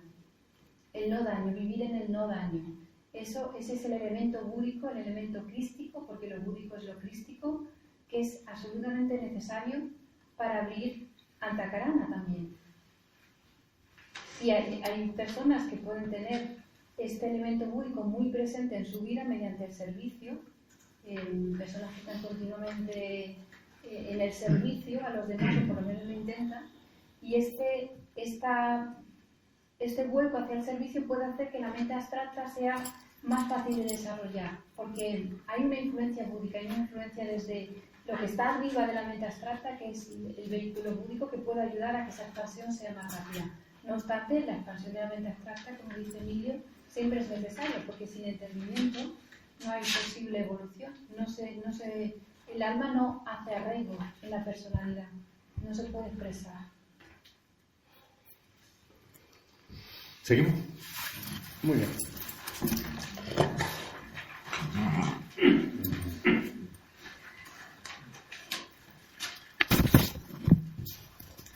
¿Cómo puedes tener la seguridad de que te encuentras en el ámbito de la mente abstracta? La mente abstracta empezamos a desarrollarla desde la mente concreta, gracias al punto de conexión que conecta ambas, Antakarana. Por tanto, es lógico que al inicio del proceso, la mente concreta se pregunte cómo puede distinguir si es ella la que está presente o si la persona se encuentra en el ámbito de la mente abstracta. Aquí nos lo ha pasado cuando hemos estado hablando de esto, ¿no? Hemos preguntado, bueno, ¿y exactamente cómo puedo distinguir en la mente concreta la que está haciendo esa pregunta? Y es perfecto que haga esa pregunta, lógicamente. Sí, el solo hecho de que te estés haciendo la pregunta indica que es la mente concreta la que está ahí presente. Tal vez ha estado ahí todo el rato, o tal vez estabas enfrascado en la mente abstracta y ha asomado la mente concreta para hacer la pregunta.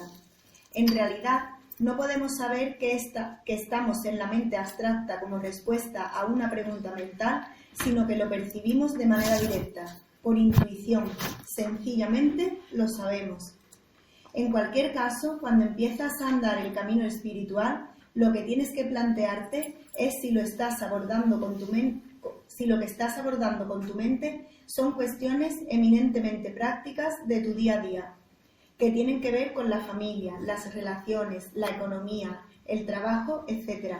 O si son cuestiones que tienen que ver con lo que está más allá de lo inmediato. En el primer caso, estás utilizando la mente concreta para resolver temas o problemas. Estás utilizando la mente abstracta, sin embargo, cuando te estás planteando temas como los siguientes. ¿Qué puedes hacer para tener una vida más plena? ¿Cómo puedes ser realmente tú? ¿Cómo puedes vivir en consciencia? ¿Cómo puedes encontrarte con lo que realmente eres? ¿Qué sentido tiene la experiencia difícil por la que estás atravesando? ¿Qué es en realidad la muerte? ¿Qué habrá sido de un ser querido que acaba de fallecer? Cuando estás atravesando un mal momento, te quedas en el ámbito de la mente concreta, cuando crees que las circunstancias mandan y piensas y actúas a partir de ahí, pero navegas por la mente abstracta cuando te pones a indagar acerca del sentido que tiene eso en tu vida, o cuando buscas aprovechar la oportunidad para conocerte más a ti mismo y avanzar hacia una mayor plenitud. También entras en el ámbito de la mente abstracta cuando, aunque todo te está yendo estupendamente, según los criterios que se usan en la sociedad para evaluar el éxito en la vida, experimentas sin embargo una especie de vacío existencial y sientes que la vida tiene que ser otra cosa, que tiene que ser algo más, y te pones a investigar al respecto con tu propia mente y ayudándote de herramientas pertinentes, libros, vídeos, conversaciones, etc. Para sintetizar, podemos decir que en el ámbito de la mente concreta te ocupas solamente de las cuestiones del día a día, mientras que cuando te encuentras en el ámbito de la mente abstracta, indagas acerca de cuestiones que tienen que ver con tu verdadera naturaleza o con la naturaleza de la realidad. Esta indagación se materializa como una búsqueda de tipo trascendente y unos nuevos intereses, unas nuevas actitudes y unos nuevos comportamientos coherentes con dicha búsqueda. En todo lo que acaba de leer Ausi, me gustaría que reflexionemos sobre lo siguiente. Al hilo de los ejemplos que se están poniendo de mente concreta, mente abstracta, yo creo que todos somos conscientes y, ojo, todo tiene su sitio y todo tiene su lugar y perfecto, ¿eh? Pero todos somos conscientes que en encuentros como este, en foros donde se habla de temas de consciencia, de temas de espiritualidad, hay personas que participan en esos foros, en esos encuentros, y es absolutamente legítimo, faltaría más, pero lo hacen para sentirse bien. ¿Para qué? Para sentirse bien. Lo están pasando mal por algo, emocionalmente, y necesitan alguien que diga cosas que los tranquilice, por decirlo de alguna manera. O buscan algún tipo de herramienta o instrumento que les pueda servir para eso, para estar más sereno, para no sufrir tanto, para estar menos tenso. Sentirse bien. Yo eso me lo encuentro, lo digo sí, con el mayor respeto, me lo encuentro en muchas charlas, ¿no? Además se nota en la gente, cuando están esperando cosas para sentirse bien. Y es perfecto. Forma parte del proceso, por cierto. Pero eso es totalmente distinto a cuando ya se empieza a abordar todo lo que tiene que ver con la conciencia desde algo que empieza a trascender el que tú te sientas bien. Empiezan ya a aparecer otras cosas.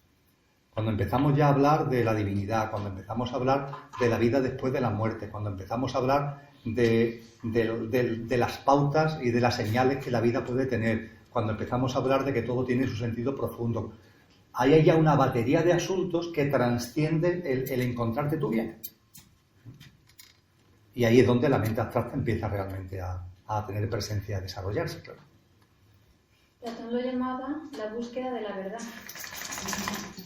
Pero quizá eso es lo que te permite comprender y mejorar el estar mal, Sí. porque Forma parte del La proceso. tristeza hay veces que te coge y buscas y no sabes por qué no estás bien y nada te no satisfacer, pero la vida ya no te da lo que creías que tenías que conseguir. Por ninguna Ni tu causa, trabajo, por ninguna causa concreta. ¿Estás por hablando? nada, no sabes Claro. el por qué tampoco encuentras un sentido, empiezas a buscar en la Vacío. psicología, en cosas, en distintos caminos, pero Ese es y el puedes llegar a eso y eso te puede dar esa paz, ¿no? Creo yo, bueno, es que si no... No, eso es un acicate del desarrollo de la mente abstracta. Bueno, eso es el vacío existencial al que necesariamente te lleva cuando algo en ti ha nacido, a lo mejor en otra vida, que se llama discernimiento.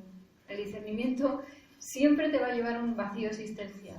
Pero que no es feliz, bueno, Vacío existencial cuando... que no lo pasas bien. No, porque observas el mundo y sientes que hay algo más que tú no has encontrado, que no está ahí y necesitas encontrarlo.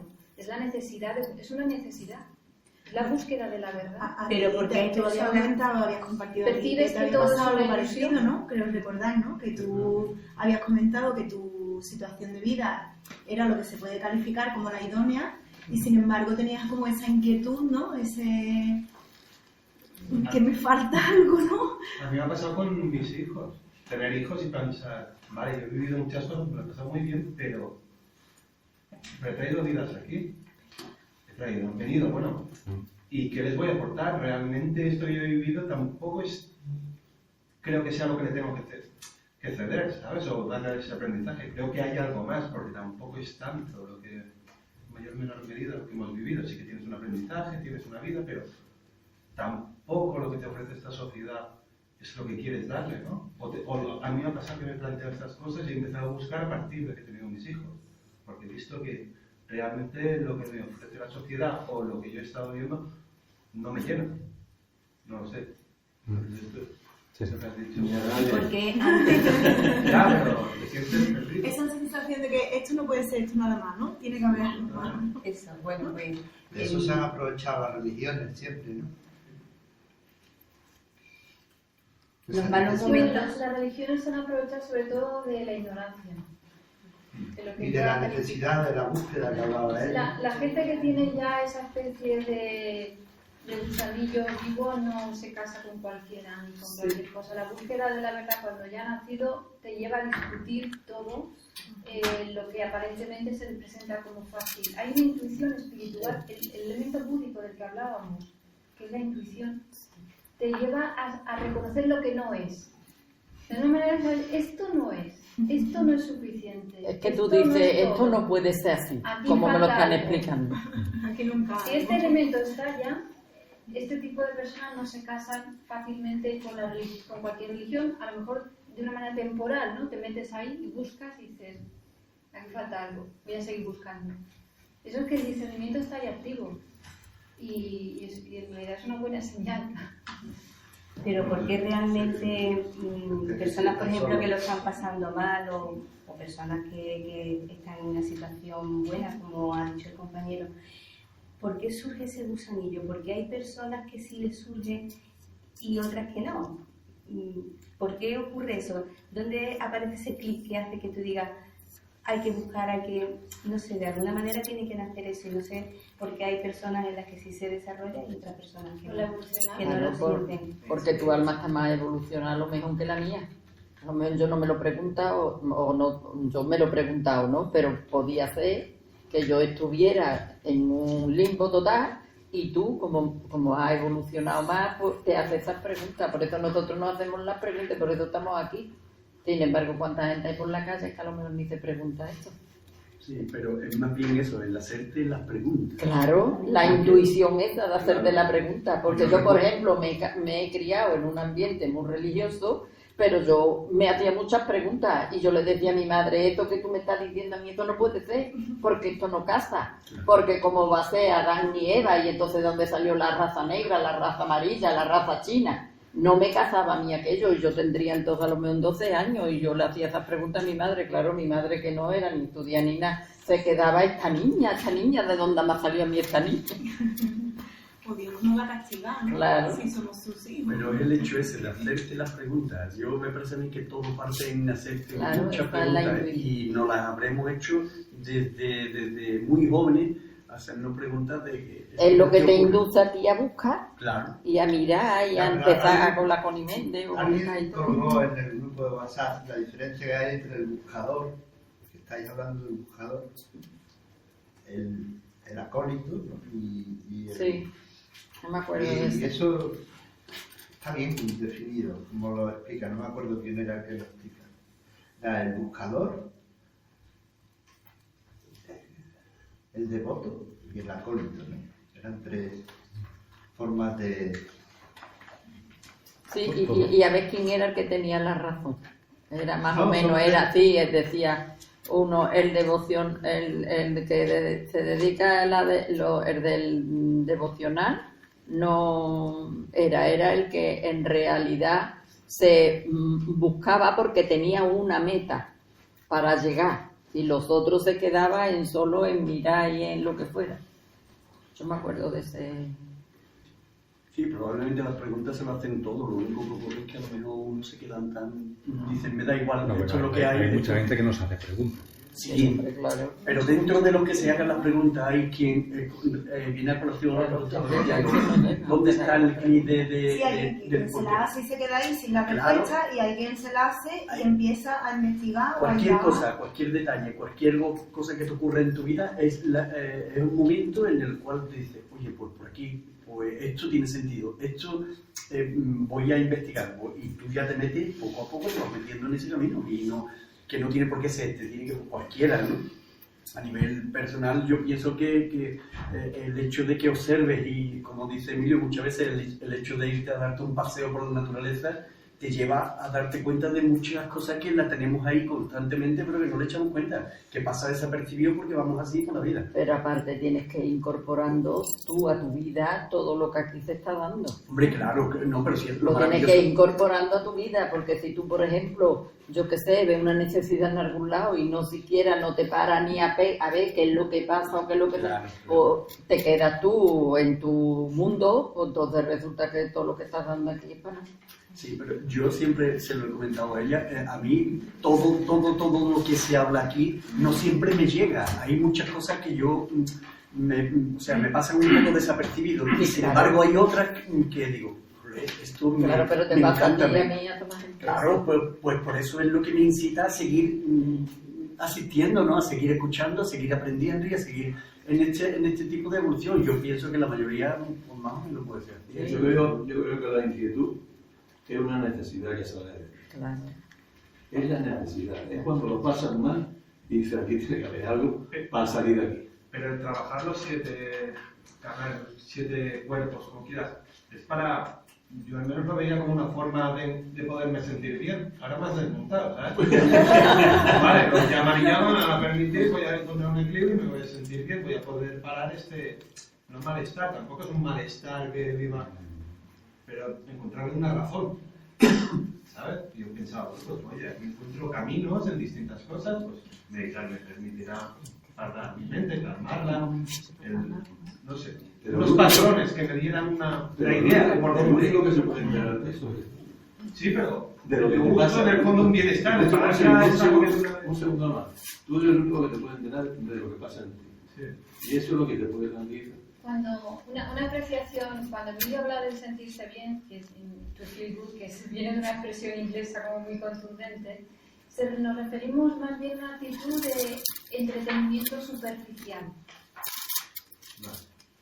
Cuando tú estás planteas buscar respuestas en esa búsqueda de la verdad, que necesariamente las respuestas te tienen que llevar a una transformación en tu vida, porque si no, no tiene ningún sentido encontrar la verdad y no llevarlo y encontrando. La verdad es siempre una búsqueda, pero no experimentar esa transformación en base a las enseñanzas de los que con mucho esfuerzo, haciendo un gran esfuerzo, que eso hay que apreciarlo, nos las han dejado los grandes instructores, porque nosotros bebemos de la fuente de los grandes instructores, no bebemos de cualquier fuente. Nos han dejado unas pautas. Entonces tú puedes, puedes acatarlas, puedes intentarlo, experimentarlo o puedes hacer caso omiso. Ahí está la oportunidad, tu dharma, lo que tu alma haya decidido. Entonces, el sentirse bien es un entretenimiento superficial. Es ir a este tipo de encuentros o buscando una especie de entretenimiento. Voy a pasar la tarde, voy a charlar, voy a hablar, voy a opinar. Nos gusta mucho opinar, las opiniones. Platón la llamaba la doxa, hablar de una manera superficial sobre algo que no conocemos, emitiendo... la opinión tiene un contexto de no reflexivo, hablar por hablar, parlotear sobre algo que en realidad no conocemos. Eso no desarrolla la mente abstracta.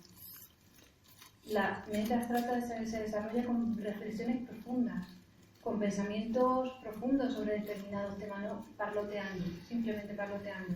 Eso no quiere decir que la tertulia no tenga su lugar, que también está muy bien, pero la mente abstracta necesita de reflexión y necesita de silencio. En algunos momentos hay que buscarlo. Entonces la diferencia entre sentirse bien, entretenimiento de manera superficial y tú dices buscar respuestas, eso conduce a lo que los filósofos llamaban un estado de plenitud. El otro síntoma que se va sintiendo es una especie de gracia o de plenitud muy distinta a la felicidad basada en causas externas, en conseguir deseos, en alcanzar metas que te vas proponiendo de una manera según el sistema te va marcando. Es una plenitud que no tiene que ver con lo externo. Y eso va llegando y es un síntoma de que, y sí, bueno, de alguna manera se le puede llamar que te sientes mejor, pero no tiene nada que ver con el concepto que planteaba Emilio del sentirse mejor como búsqueda de entretenimiento. A eso lo podemos llamar plenitud. Y es algo que se va notando. Si eso no empieza a estar en tu vida, es que no... Tu alma te está diciendo algo. A veces yo no entiendo, Lola. Eso es más o menos como que es haber incorporado tú a tu vida ese estado y esa comprensión y te pasa algo malo y tú sigues estando bien aunque te esté pasando algo malo. Vamos a ver. Eso lo veremos ahora. Es normal que uno tenga perturbaciones porque en la vida ocurren cosas, pero van durando menos, esas perturbaciones van durando, teniendo menos intensidad y ocupando menos tiempo del que normalmente en otro... Pero eso sucede en el buscador normalmente, que cambia de religión, pero la explicación que daba en el vídeo hablaba que el acólito ya tiene una referencia, tiene un maestro y tiene un camino. La diferencia es el compromiso. El buscar cómo... Y el devoto, hablaba que el devoto ya es como un maestro en sí, ¿no? Aquí hay un elemento muy importante del que hablamos en el yoga, en el curso del yoga, que es el compromiso. Es fundamental. Ahí, en la búsqueda de la verdad, tiene que empezar a haber un compromiso. Decidido, compromiso le llaman contigo mismo, a decidido. Sí, voluntad. Una confianza en la vida. Y una transformación, y algo que te lleva a una transformación. No, la confianza en la vida se va ganando con una conciencia. Sí, pero... Vamos a ver lo que viene. Todo lo que estamos hablando viene ahora. No, es que quiero decir estamos adelantando lo que viene ahora. Hay una especie de búsqueda a veces alocada que no te lleva a tener compromiso. Que eso no, al final no te lleva a una transformación. Yo pido que todo lo que estamos hablando viene ahora, porque estamos a punto de cerrar el ciclo y el problema es que nos podemos ir sin cerrarlo. Entonces, pero no quiero dejar brevísimo. Hay personas que asisten a mis charlas, asisten, yo que sé, X número de personas. Es muy fácil percibir cuando comparto, los problemas no existen, son experiencias, oportunidades. Eso es un mensaje profundo de consciencia. Para materializarlo pongo un ejemplo. Cuando aparezca un problema en tu vida no lo llames problema, llámalo experiencia, oportunidad. Porque si lo llamas problema podrás percibir que por llamarlo problema se agranda y tú te encoges. Por llamarlo experiencia, oportunidad, eso se encoge y tú te agrandas. Bien. Esta reflexión puede ser cogida de dos maneras. Como una forma de sentirte mejor en tu día a día o calando en el significado profundo de que en la vida todo tiene su sentido, todo tiene su porqué y su para qué, y eso te lleva a tener confianza en la vida, etcétera, etcétera. También puedes quedarte en decir, mira, por lo que ha dicho este hombre, las cosas que me ha quedado es que ya cuando un problema aparezca en mi vida, tengo que afrontarlo de otro modo. Bueno, perfecto. Pero eso, el afrontar un problema de otro modo no te va a ayudar a expandir la mente abstracta. puede ser que te sientas mejor. Pero lo que te va a ayudar a desarrollar la mente abstracta es percibir que detrás de los denominados problemas realmente son experiencias, oportunidades, porque en la vida todo tiene unas pautas, unos patrones, unas causalidades, y entonces claro, cuando eso lo vas viendo, ahí sí hay una expansión de la mente abstracta. Y cuando solo expandiendo la mente abstracta llega el discernimiento. El discernimiento no llega por ningún otro camino, sino por la expansión de la mente abstracta y la apertura de Antakarana. Si no, no es posible. Y cuando intentamos buscar vericuetos o buscar atajos, nada. Un estado alterado de conciencia, vale, pues un estado alterado de conciencia. Estás alterado, pero después dejará de estar alterado y estará donde estaba. Pero se llama alterado. Vamos a leer cuando pasa el efecto. El cultivo de la mente abstracta no implica el sacrificio de la mente concreta. Esto es importante, van las dos cosas juntas. A raíz de lo comentado hasta aquí, es necesario hacer una reflexión importante. Puede parecer que rebajo la importancia de la mente concreta en relación con la abstracta y podría interpretarse que estoy proponiendo potenciar esta última en detrimento de la primera. Es cierto que hay que derivar parte de la enorme cantidad de tiempo que estamos con la mente concreta para tener la oportunidad de desarrollar la mente abstracta, pero esto no significa en modo alguno que debamos rechazar la primera o dejar de utilizarla. Al contrario, debemos partir de la idea de que el desarrollo de la mente abstracta constituye la mejor forma de sacarle partido a la mente concreta. Ponerla a su servicio. Una lluvia sagrada. Cuando desarrollamos y expandimos la mente abstracta y debido a esto se abre y expande el puente que es Antakarana. No solo estamos conectando las dos mentes, el manas superior con el manas inferior, sino que también estamos conectando el yo superior con el cuaternario inferior, el conductor con el coche, para que el conductor tome el mando del coche.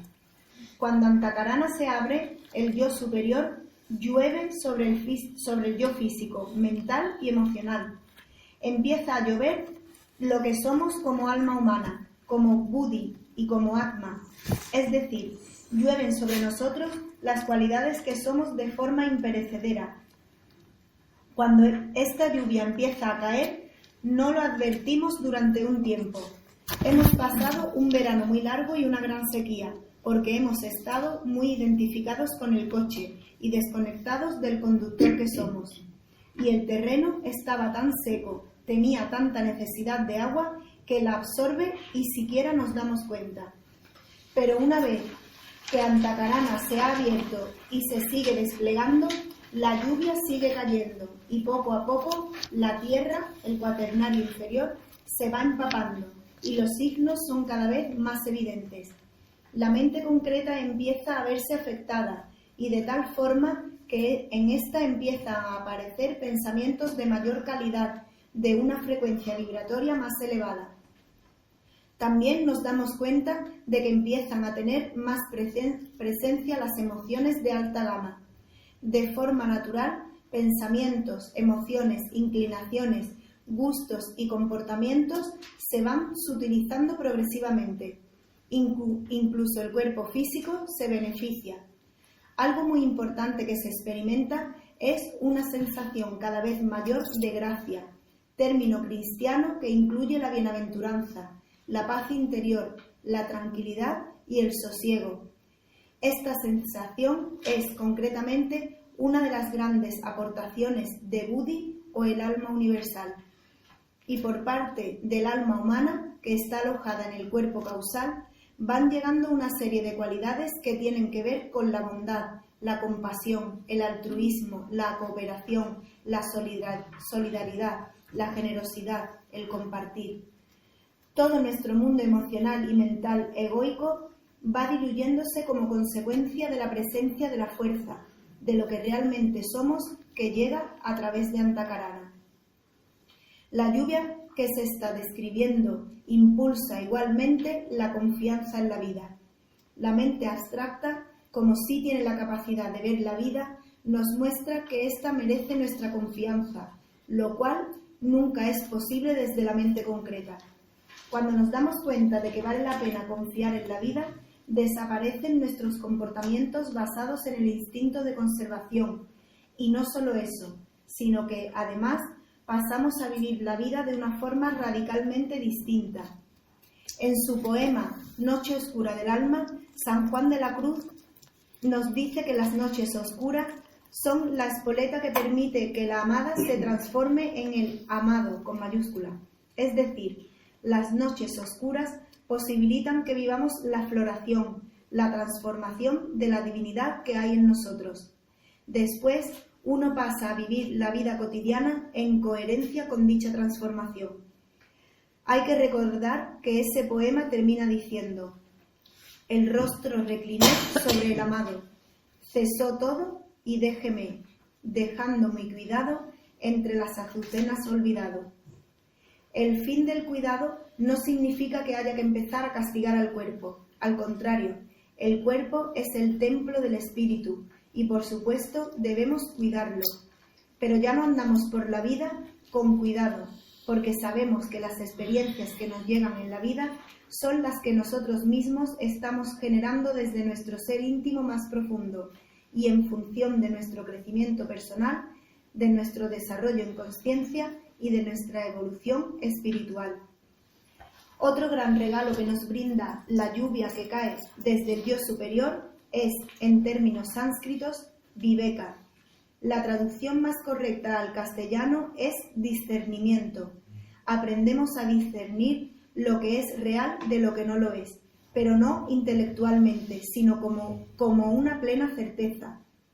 Gracias al desarrollo de la mente abstracta y a la influencia directa de nuestro ser, pasamos a sentir como verdades las realidades espirituales de las que habíamos oído hablar o sobre las que habíamos leído.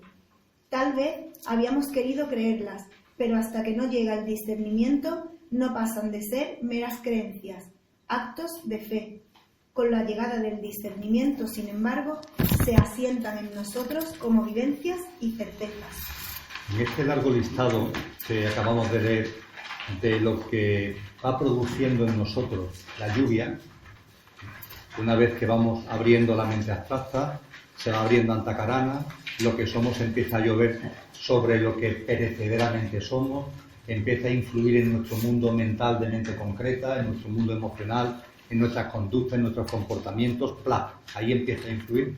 Ahí se ha hecho un largo menú de cosas que llegan, ¿no? Hemos terminado precisamente con el discernimiento del que ya hablamos hace unos minutos. Analizaros, observaros a vosotros mismos. De este listado no hay cosas que ya estéis viendo en vosotros.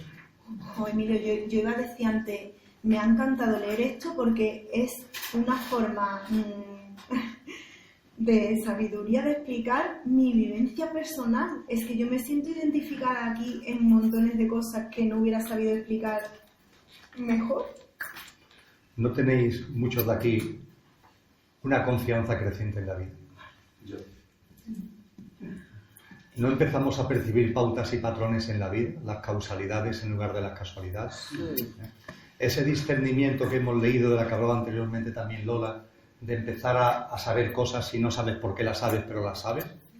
O cosas que durante una época querías creer y ahora no es que las creas, sino que las ves. Incluso te puedes sorprender de ti mismo como no las leías antes. Han sido muchas las cosas que hemos leído.